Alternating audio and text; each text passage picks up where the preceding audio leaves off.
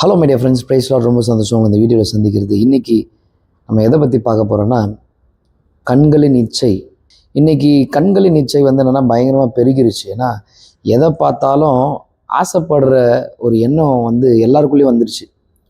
இப்போ யாருன்னா ஒரு நல்ல ஒரு கார் வச்சுருந்தாங்கன்னா அந்த கார் மேலே ஆசை வரும், ஃபோன் மேலே ஆசை வரும், பைக் மேலே ஆசை வரும். இல்லை யாருன்னா நல்ல விலையுறந்த ட்ரெஸ்ஸு போட்டிருந்தாங்கன்னா அந்த ட்ரெஸ்ஸு மேலே ஆசை வரும். இந்த கண்களின் இச்சை யாரையும் விட்டு வைக்கிறது இல்லைங்க. இந்த கண்களின் இச்சையால் தான் நிறைய பேர் விழுந்து போகிறாங்க. ஏன்னா பாவம் உள்ளே வர்றது 3 விதத்துலேருந்து வருது. கண்களின் இச்சை, மாம்சத்தின் இச்சை, ஜீவனத்தின் பெருமை. தாவீது கூட பாவம் செய்யும் பொழுது பத்சேபாள் குளிக்கிறத பார்க்குறாரு. பார்த்துட்டு ஓரம் போனால் பிரச்சனை இல்லை, அது திரும்ப திரும்ப பார்க்குறாரு. இப்போ இந்த ஃபோனில் என்னென்னா திரும்ப திரும்ப பார்க்கக்கூடிய சில காரியங்கள் வருது. ஏன்னா நான் என்னோட நண்பர்கிட்ட பேசிகிட்டு இருக்கப்போ, இது வேற திரும்ப திரும்ப இந்த மாதிரி அசுத்தமான நோட்டிஃபிகேஷன் வருது. எதனால வருது? அந்த நோட்டிஃபிகேஷனை கிளிக் பண்ணுறோம், அதை ஸ்க்ரால் பண்ணி பார்க்குறோம், அது திருப்பி அது என்னென்னா நோட்டிஃபிகேஷன் காட்டிக்கிட்டே இருக்கும்.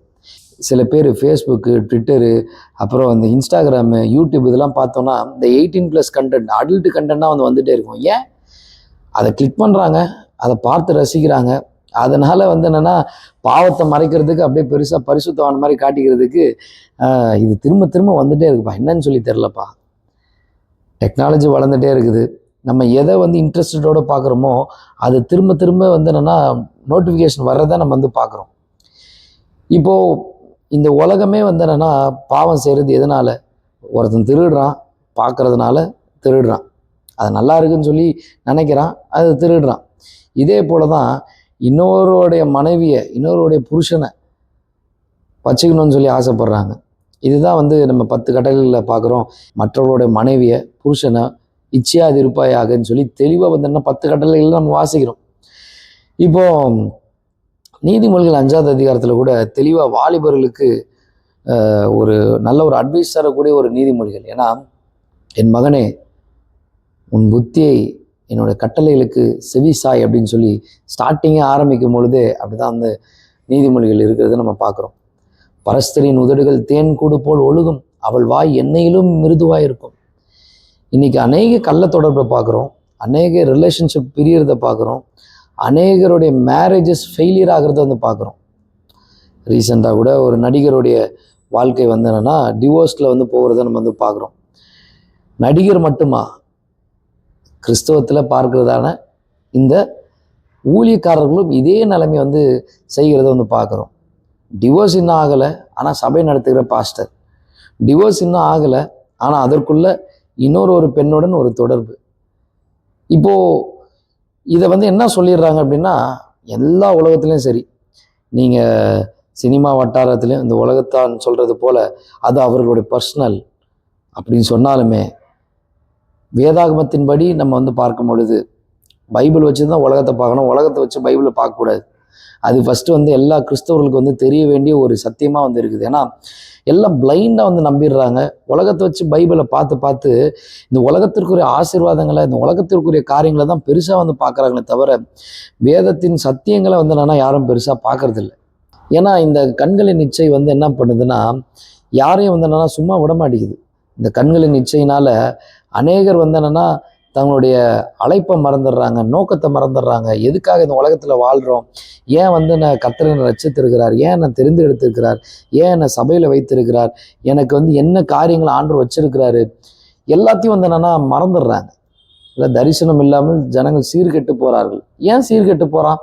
ஆண்டவர் தரிசனத்தை வச்சிருக்கிறாரு, அழைப்பை வச்சிருக்கிறாரு, ஆனால் ஏதோ ஒரு விஷயம் தடை பண்ணிகிட்டே இருக்குது. அதுதான் கண்களின் இச்சை. இந்த அசுத்தமான கண்கள்னால ஆண்டவருடைய தரிசனத்தை நம்ம பார்க்க முடியாது, அந்த பரிசுத்தருடைய தரிசனத்தை பார்க்க முடியாது. இந்த அசுத்தமுள்ள கண்கள் இருக்கிறதுனால தான் அநேகருடைய வாழ்க்கை, ஊழிய வாழ்க்கை எல்லாமே என்னன்னா பேத்தட்டிக்காக முடிகிறத பார்த்துட்டு இருக்கிறோம். இப்போ நம்ம பார்த்தோம் அப்படின்னா நிறைய பேருடைய வாழ்க்கை என்னன்னா ஏடாகூடமாக போயிட்டு இருக்குது. வாழ்க்கை மட்டுமா, ஊழியங்களும் ஏடாகூடமாக போயிட்டு இருக்குது.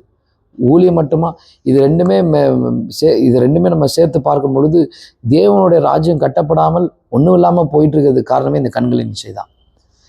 வாலிபர்கள் பலவான்கள் கையில் கொடுக்கப்பட்ட அம்புகளை போல இருக்கிறார்கள். வாலிபர்களுடைய அவருடைய அலங்காரம் பராக்கிரமம்னு சொல்லி வசனத்திலிருந்து வாசிக்கிறோம்.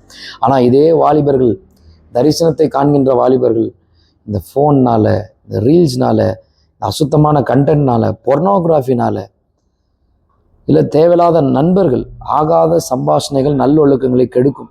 ஏன்னா இவன் அவனை வச்சுருக்கான், அவன் இவனை வச்சுருக்கான், இந்த கிசு கேட்குற குரூப் வந்து இருக்கிறாங்க. சில ஊழியக்காரர்களோட தவறான ரோல் மாடல்.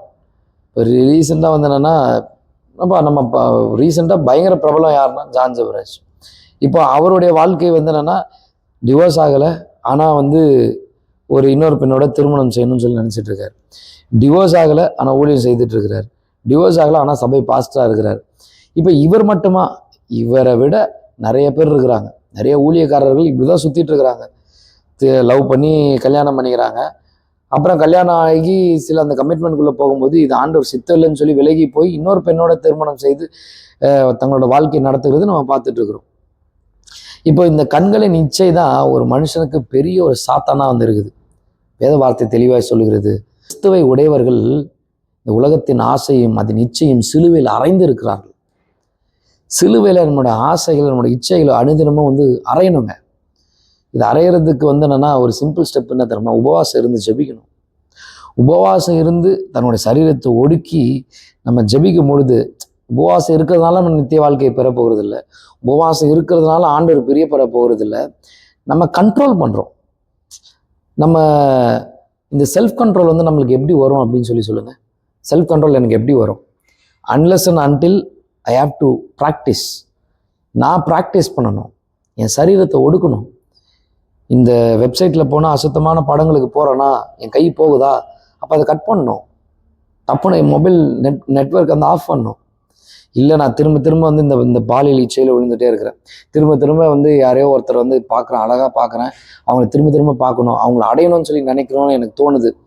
இப்படிப்பட்டதான திரும்ப செய்யணும் அப்படின்னு சொல்லி நினைக்கிறேன் அப்படின்னா, வசனம் தெளிவாக சொல்லுது, மூடத்தனத்துக்கு திரும்புவது போல சேற்றில் உலர்கிற பன்றி திரும்பவும் சேற்றில் உலர்கிறது போல மூடனும் தன் மூட பழக்கத்துக்கு திரும்புகிறான். அப்போ நான் மூடனா இருக்கக்கூடாது, புத்திசாலியாக இருக்கணும் அப்படின்னா வேத வசனத்தை வாசிக்கணும், சத்தியத்தை தியானிக்கணும். இல்லை பவுல் தீமோத்தேயுக்கு வந்து என்னென்னா அட்வைஸ் கொடுக்கும் பொழுது, ஆவியுடனே தொழுது கொள்ளுடனே சேர்ந்து கொள் அப்படின்னு சொல்கிறாங்க. அந்த ஸ்பிரிச்சுவல் சரௌண்டிங், ஸ்பிரிச்சுவல் பாண்டிங். இந்த ஸ்பிரிச்சுவல் சரௌண்டிங், ஸ்பிரிச்சுவல் பாண்டிங் எங்கே கிடைக்கும்? சபை கூடி வருதல், இந்த சர்ச் கேதரிங், யூத் ஃபெலோஷிப் நடக்குது. இப்போ யூத் ஃபெலோஷிப்பே ஏடாகூடமாக நடந்துட்டு இருக்குது. பெண்களை பார்க்கறதுக்கே யூத் ஃபெலோஷிப் வந்துட்டு இருக்கிறாங்க.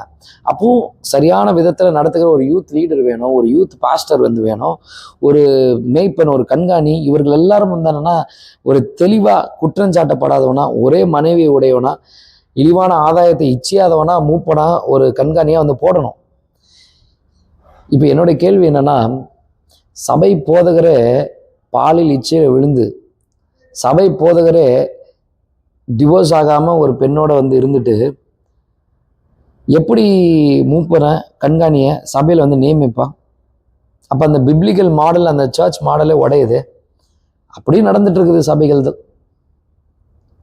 என் பேர் சொல்லுனா கூட ஜான் ஜெபராஜ் ஐயா நடத்துகிற சர்ச்சு, பாடல் நல்லா தான் இருக்குது, வர்ஷிப் நல்லா தான் இருக்குது, பர்ஃபார்மன்ஸ் சூப்பர், வாசிக்கிற மியூசிஷியன்ஸ் அதோட சூப்பர். ஆனால் தேவன் எதிர்பார்க்கிற அந்த மாடல் இல்லையே. அங்கே தானே வந்து ஒரு பெரிய ஒரு கொஸ்டின் மார்க் வருகிறத பார்க்குறோம். இல்லை இந்த தீமோத்தி பவுல் எழுதின நிருபங்கள்லாம் வாசிக்கும் பொழுது, சபைக்கான போதகருக்கு எழுதின நிருபங்கள்லாம் வாசிக்கும் பொழுது ஒரு தெளிவான ஒரு சத்தியம் நம்மளுக்கு பிறக்கும். திரும்ப பாவத்தில் விழக்கூடாதுப்பா, என்ன பண்ணணும்? அதுக்கு ஒரே வழி, சத்தியத்தை அறிந்து, சத்தியத்தை தியானித்து, சத்தியத்தை செயல்படுத்துகிறவர்கள் கிட்ட அவர்களுடைய ஸ்பிரிச்சுவல் அசோசியேஷன், ஸ்பிரிச்சுவல் பாண்டிங் கூட இருக்கும் பொழுது கர்த்தர் ஆசீர்வதிக்கிற தேவனாக இருக்கிறார். இந்த பாவத்திலேருந்து ஈஸியாக வெளியே வரும். ஏன்னா நம்ம என்ன ப்ராக்டிஸ் பண்ணுறோமோ அது ப்ராக்டிஸ் நம்மளுக்கு வந்துட்டே தான் இருக்கும். இப்போ சத்தியத்தில் நடக்கிறதுக்கு நம்ம ப்ராக்டிஸ் பண்ணும் பொழுது கர்த்தர் அதற்கேற்ற வழிவாசல்களை திறக்கிறார். அதுக்கு தான் ஒரு போதகருக்கு கீழே அடங்கி இருக்கணும். இப்போ ஒரு போதகருக்கு கீழே அடங்கி இருக்கணுன்றது யாருக்கும் வரமாட்டேங்குது. பாஸ்டர் எதனா சொல்லிட்டார் அப்படின்னா அவரை எதிர்த்து பேசுறது, அவரை பழி தீர்க்கிறது, சபைக்கு நான் போக மாட்டேன், ஐக்கியத்துக்கு போக மாட்டேன், சபையை விட்டு நான் விலகுறேன். கீழ்ப்படிதல் இருந்தால் தாங்க மேல்படிக்கு வர முடியும். இதை நான் 100% நான் வந்து சொல்லுவேன். ஏன்னா என்னோடய பாஸ்டர் என்ன சொல்கிறாரோ அதை நான் வந்து கேட்கிறவனா வந்து இருக்கணும், அதன்படி செய்கிறவனா வந்து இருக்கணும். அப்படி இருந்தால் மட்டும்தான் வாலிபர்கள் அடுத்த ஜென்ரேஷன் ஒரு நல்ல ஒரு ஸ்ட்ராங் ஜென்ரேஷனாக, தேவனுக்கு பயப்படுகிற ஒரு ஜென்ரேஷனாக, சத்தியத்தை சத்தியமாய் போதிக்கிற ஒரு ஜென்ரேஷனாக வந்து வளரும். இந்த கண்களின் இச்சை, மாம்சத்தின் இச்சை, ஜீவனத்தின் பெருமை, இந்த பாவத்துக்குள்ளே விழாமல், இன்னொருத்தருடைய மனைவியை இச்சையாமல், இந்த கண்களின் இச்சையை மேற்கொண்டு சத்தியத்தின்படி வாழ்ந்து சாட்சியாய் கிறிஸ்துவாகிய சரீரத்தில் இருக்கணும். மனவாட்டியாகிய சபையை ஆண்டவர் மீட்கிறதுக்கு சீக்கிரம் வரப்போகிறார். ஸோ இந்த வீடியோ வாலிபர்களே உங்களுக்கு ரொம்ப யூஸ்ஃபுல்லாக இருக்குன்னா share with your friends. If you have any doubts kindly call me. எங்களோட சபை சர்ச் ஆஃப் லிவிங் காட் நீங்கள் வந்து கீழே வருவதான இந்த விலாசத்திற்கு வரலாம். If you are around Vellore you can join with this fellowship. அது மாத்திரம் இல்லை, பைபிள் ஸ்டடீஸ்லாம் வந்து நடக்குது. ஒரு நல்ல ஒரு ஐக்கியம் தேவை அப்படின்னா சென்னையில் நம்ம சர்ச் வந்து இருக்குது, வியாசார்பாடி. ஸோ அதுக்கு கீழே கூட நம்ம சர்வீஸ் டைமிங்கோ சர்வீஸ் நடக்கிறதான இடத்தையும் நம்ம வந்து கொடுத்துருக்குறோம், லொக்கேஷன் கொடுத்துருக்குறோம். இந்த வீடியோ உங்களுக்கு ரொம்ப யூஸ்ஃபுல்லாக இருந்துச்சுன்னா லைக் பண்ணுங்கள், ஷேர் பண்ணுங்கள், சப்ஸ்கிரைப் பண்ணுங்கள். Thank you. God bless you. Amen.